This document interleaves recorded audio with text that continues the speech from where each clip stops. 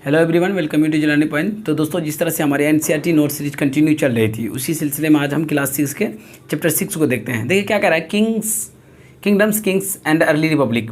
पहले के राजा के किंगडम के बारे में कह रहा है और उसके बाद अर्ली रिपब्लिक के बारे में इसमें हम देखेंगे। क्या कह रहा है, इन द लेटर वैदिक पीरियड, मतलब वैदिक पीरियड के बाद में आप सब जानते हैं कि उसके पहले वाला एज को क्या कहते हैं, एपिक एज कहते हैं। ठीक है। The travels organisation change their identity gradually started shifting. क्या कह रहा है कि ट्रैवल्स का जो ऑर्गेनाइजेशन था, जो अलग अलग आदिवासी लोग थे, वो लोग क्या कर रहे हैं, आमतौर पे अपना आइडेंटिटी चेंज कर रहे हैं। Started shifting into territorial identity. वो लोग किसी एक जगह पे रहना चाहते हैं। देखिए, आप लोग सब जानते हैं कि पहले ज़माने में मानव लोग क्या करते थे, नोमेड्स टाइप के थे, मतलब आखेट टाइप के, कुछ भी खा लेते थे। बाद में उन लोगों ने क्या किया कि कुछ खेती बाड़ी करना सीखे। उसके बाद फिर उन लोगों ने देखा कि नहीं, हमें मतलब उन लोगों को जैसे जैसे अकल आता गया तो खेती बाड़ी के लिए किसी एक जगह पे रुकना शुरू किए। इस तरह से एक विलेज या फिर सोचे तो सेटलमेंट का एक समझिए कि ये विस्तार हुआ कि सेटलमेंट कैसे किस तरह से होता है। उसी तरह से हम लोग ये देख रहे हैं कि आइडेंटिटी क्या कौन चेंज कर रहा है, अपना जो ट्रैवल्स ग्रुप। हम लोग भी पहले आदिवासी की तरह ही रहते थे, मतलब हमारे जो पूर्वज थे, तो उन लोगों ने धीरे धीरे क्या किया, अपना आइडेंटिटी चेंज किया, किसी एक जगह पे रहना शुरू किया। एक जगह पे रहना शुरू किया इट मीन्स कि वो कहीं एक जगह ठहरना शुरू किए होंगे। तो इसी तरह से जो आइडेंटिटी शिफ्टिंग इनटू ए टेरिटोरियल आइडेंटिटी कॉल्ड जनपद, उसी को क्या गया, जनपद कहा गया या फिर स्टेट्स कहा गया। तो दोस्तों, हम लोग इसमें क्या समझे कि जनपद या फिर किसी स्टेट का फॉर्मेशन किस तरह से हुआ। स्टेट्स को ही समझिए कि जनपद कहते थे पहले। क्या this states consisted of single tribe like Sakas. जो ट्राइबल का ग्रुप है ना, सकास, दरअसल उन्हीं में से एक है। सकास हो या मोलास हो या people from the Ganga valley called Aryans. जो गंगा वैली के, गंगा के नदी के आस पड़ोस के क्षेत्र के रहने वाले थे, वो लोग अपने आप को क्या कहते थे, आर्यंस कहते थे। ठीक है। नेक्स्ट पॉइंट देखिए क्या कह रहा है, they did not incorporate people outside the Aryan pole. वो लोग ऐसे लोग नहीं थे कि जो बाहर से, जिस तरह से आर्यन से आक्रमण किया ना, आर्यंस टाइप के नहीं थे, बट इतना था कि आर्यंस कहलाते थे खुद को। ठीक है। आर्यंस कहलाना, ऐसे भी वैदिक एज में सब अपने आप को क्या कहलाना चाहते थे, आर्यन ही कहलाना ज़्यादा पसंद करते थे। तो देखते हैं नेक्स्ट पॉइंट क्या कर रहा है, there was therefore a strong consequence of pure land of Aryans called Aryavarta. उसी समय का एक बहुत महान लोगों में से एक था, एक प्योर लैंड जैसे कि आर्यंस का था, तो उसी को आर्यावर्ता कहा गया था। ठीक है। अब हम लोग समझते हैं कि जनपद दरअसल कहते किसको हैं। नेक्स्ट पॉइंट में देखिए, जनपद किसको कहते हैं, इसको समझते हैं। द टर्म जनपद इज कंपाउंड कंपोज्ड ऑफ जाना मीन्स द ट्राइब। ठीक। यहाँ पे क्या कह रहा है कि जो वर्ड है जनपद, ये आया कहाँ से, जाना। जाना का मतलब क्या होता है, ट्राइब। पता मीन्स होता है मीनिंग ऑफ फूड। ठीक। It's literal meaning thus it real subject और पॉपुलेशन। ये दरअसल एक किसी पॉपुलेशन को दर्शाता है, कहीं पे जो लोग रहते हैं, जनपद उन्हीं को बोलते हैं। ठीक। उसके बाद क्या कर रहा है, अर्ली वैदिक टेक्स्ट रेवल अबाउट द सेवरल जनास और ट्राइब्स। जो पहले का वैदिक टेक्स्ट है वो हमें बहुत सारे जनास के बारे में बताते हैं या फिर ट्राइब्स के बारे में बताते हैं। Aryans living in semi nomadic tribal state. ये आर्यंस लोग भी सेमी ट्राइबल, मतलब थोड़े बहुत आदिवासी की तरह ही रहते थे। In due course of time this early Indian iron age request जाना college into a geographical fix janapada. इसी समय में ये लोग किसी एक जोग्राफिकल, मतलब किसी एक क्षेत्र में रहने लगे, उसी को क्या कह दिया गया, जनपद कह दिया गया। ठीक है। अब हम लोग नेक्स्ट पॉइंट समझते हैं। They were govern by the ruler और rajas each having their own army and capital. वो उन राजास या उन रूलर्स के द्वारा ऑन किए जाते थे या रन किया जाता था, गवर्न किया जाता था, जिसके पास कि खुद का आर्मी हो, खुद का कैपिटल हो। ठीक। उसका लास्ट पॉइंट देखिए क्या कर रहा है, the king maintain large armies who were paid regularly salaries by using punch marked coins. Punch marked coin आपको शायद समझ में आता होगा, ऐसा क्वाइन जिसमें पंचिंग किया हुआ हो, जिसमें कोई ना कोई पंच किया हुआ छापा है। जैसे कि आपने किसी को फेड मारा, उसके चेहरे में, थोपड़े में निशान बन गया, उसको क्या बोलते हैं, पंचिंग पॉइंट। ऐसे मतलब वही होता है, पंचिंग किया हुआ क्वाइन या फिर कोई ठप्पा उप्पा मारता है, उसको क्या बोलते हैं, पंचिंग ही बोलेंगे। ठीक है। तो क्या कह रहा है, ऐसे राजा जो कि मेंटेन करता हो आर्मीज, उसके पास रेगुलर सैलरीज देता हो और पंचिंग क्वाइन एक सिक्का चलाता हो। ठीक है। वही उस पर आता था। उसके बाद क्या कह रहा है, फीचर्स ऑफ महाजनपदास। महाजनपद, अब जनपद तो देख लिए, जनपद के बाद महाजनपद भी होता है। कोई जनपद बहुत बड़ा हो जाएगा तो वही क्या बन जाएगा, महाजनपद हो जाएगा। Features of mahajanapada, each mahajanapada was ruled by a king. सारे महाजनपद किससे, महाजनपद किससे के द्वारा चलाया जाता था, राजा के द्वारा चलाया जाता था। पहला वाला पॉइंट ये कह रहा है। दूसरा वाला कह रहा है, villagers were control by the village headman. Villagers को कौन कंट्रोल करता था, विलेज हेडमैन, जिसको क्या बोलते थे, ग्रामीणी बोलते थे। ठीक। Varna system was divided into 4 caste, Brahmins, Kshatriyas, Vaishyas, उसके बाद सुदारास।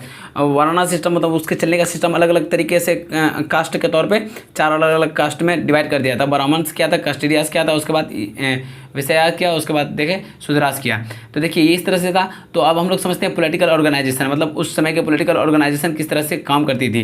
The political organisation and the mahajanapadas were organised in 2 forms, 2 तरीके का होता है, एक monarchy system, republican system. Monarchy system मतलब जैसे कि मान के चलिए आपका बेटा राजा था तो अगर वो मर गया, जिस तरह से हेरिडेटरी सिस्टम नहीं होता है उसी तरह से, तो उसके बाद उसी के फैमिली से बने थे, उसको बोलते हैं राजा वाला सिस्टम। एक होता है रिपब्लिकन सिस्टम, मतलब इसमें सभी लोगों को ये इजाज़त होती है कि आप अपना राजा खुद चुन सकते हैं।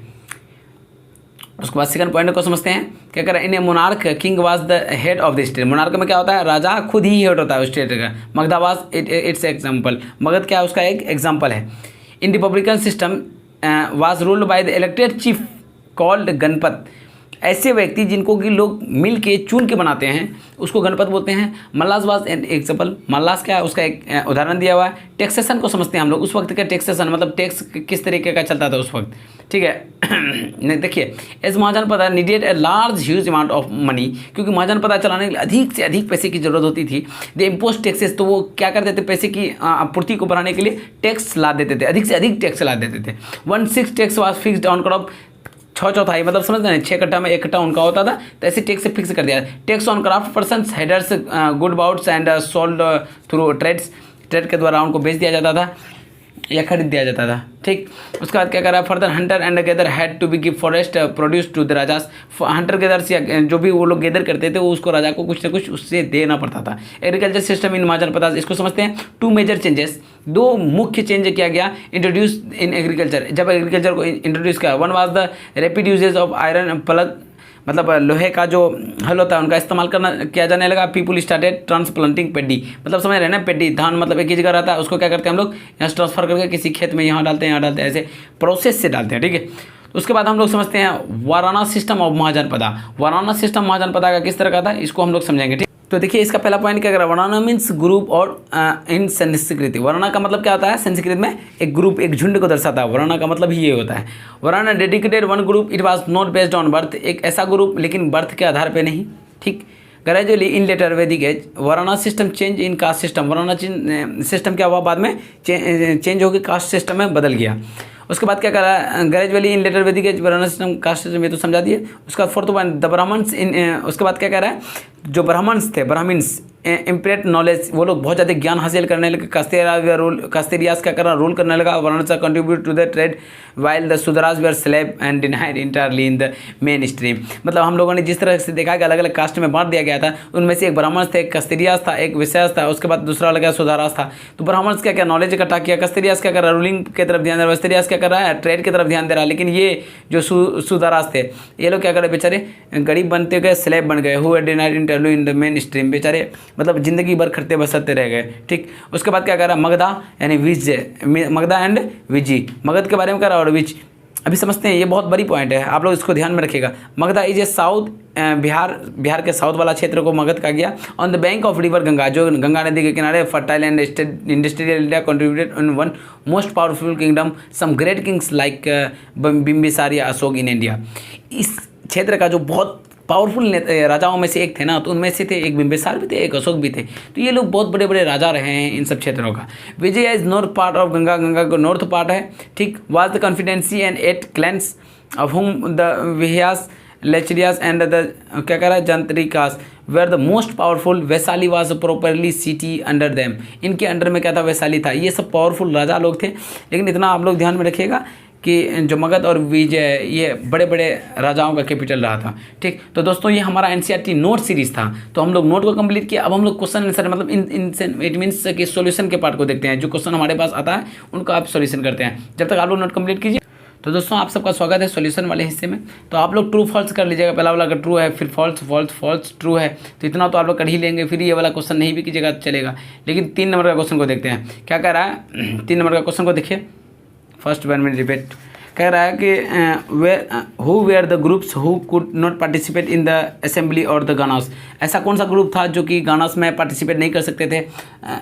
जो गणस एक ग्रुप होता था। The women slaves and karmakaras couldn't participate in the assemblies, ये लोग थे, महिलाएं थी, गुलाम लोग था, जो काम करने वाले थे, वो लोग इसमें शामिल नहीं हो सकते। लेकिन लेट्स डिस्कस 4 नंबर से शुरू होता है, तो लेट्स डिस्कस को देखते हैं। लेट्स डिस्कस में पहला वाला क्वेश्चन क्या है, why did the rajas and mahajanapadas build fort, ये लोग किला क्यों बनाते थे? Forts were build by the raja और mahajanapadas because the people were afraid of the attack of Kings.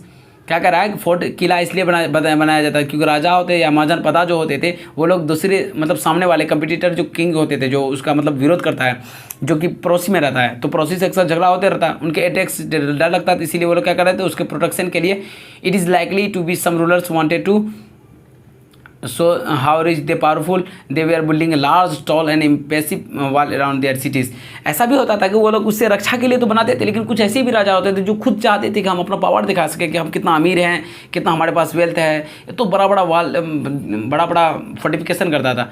तो 5 नंबर का क्वेश्चन को देखिए क्या कह रहा है, in what ways the present day election different from the in which way the rulers were chosen in janapada, किस तरह से आज के समय में जो इलेक्शन होता है उसके बिहाफ पे पहले का इलेक्शन से बहुत ज़्यादा डिफरेंस है। क्या कह रहा है, in present day election in India, जो अभी भी इंडिया में इलेक्शन हो रहा है, we have adopted the idea of universal franchise, हम लोग किस आइडिया को लेकर चल रहे हैं, यूनिवर्सल एडल्ट फ्रेंचाइज, मतलब 18 साल का जो उम्र होगा तो ही वोट दे पाएगा। Where there every person have the above the age of 18 years old right to vote, जाहिर सी बात है जिनका भी उम्र 18 साल से ऊपर हो रहा है वो सारे के सारे वोट दे सकते हैं। Voting is a base of principle of man one vote, इसका मुख्य आधार भी यही है कि एक आदमी का क्या होगा, वोट का वैल्यू एक ही होगा। लेकिन जो rulers who were performed ashvamedhas sacrifices recognise as being the ruler of janapada, लेकिन पहले के ज़माने में कुछ और होता था, जो परफॉर्म करते थे असमादास सेक्रीफाइसेज, जिसमें हम लोगों ने देखा कि बहुत ज़्यादा जानवरों का भी बलि दिया जाता था, वो बनते थे जनपद का रूलर। तो दोनों में बहुत ज़्यादा डिफरेंसेस है। ठीक, तो आप लोग यहाँ तक भी क्वेश्चन आंसर करेंगे तो काफ़ी है, लेकिन अगर 6-7 करना चाहें तो आप कर सकते हैं। ठीक, देखिए 6-7 में क्या है, 6 का क्वेश्चन बहुत बड़ा है दोस्त। Were there any janapadas in your state, क्या आपके स्टेट में कोई जनपदा है? इफ़ यस अगर है, नेम देम, उनका नाम बताएं। इफ़ नॉट अगर नहीं है, name the janapadas who would like have been closest to your state, आपके स्टेट के बगल में कोई जनपद है तो उसके बारे में बताएं। ऐसा तो कुछ नहीं दिख रहा है। एमेंसन वेदर देवर ईस्ट और वेस्ट, नॉर्थ और साउथ, क्या कह रहा है, जनपदा इंद्रप्रस्थ वास इन, देखिए क्या कह रहा है, Indraprastha was in Delhi, the archaeologist have execute in Purana Qila तो उनके बारे में बताया है, पुराने किला के बारे में वहीं पे था। ठीक, find out whether any of the groups mention in answer to pay taxes today, क्या ऐसा कोई ग्रुप है जो आज के ज़माने में वैसे टैक्स पे करता है? There are group mention in hunter gathers, farmers, traders, craft person, herders, farmer, traders, craft person pay taxes today. आज के ज़माने में फार्मर, ट्रेडर्स सभी लोग टैक्स पे करते हैं, हम लोग खुद करते हैं यार, हर चीज़ में टैक्स लगता है। ठीक, उस तरह से देखें। उसके बाद देखिए 8 नंबर में क्या कर रहा है, find out वर्दर the groups mention in the answer 3 have the voting rights at present, क्या अभी के समय में ऐसा कोई ग्रुप के पास वोटिंग राइट्स है? अभी तो सभी के पास है भाई। ठीक, आप लोग चाहे तो लिख सकते हैं, नहीं चाहे तो भी लिख सकते हैं। तो दोस्तों आप सबका बहुत बहुत शुक्रिया कि आप लोगों ने इतना अच्छा खासा प्यार दिया। तो इस तरह से आप लोग क्या सपोर्ट करते रहिए, अपना प्यार बरसाते रहिए हम पे। Thank you, take care.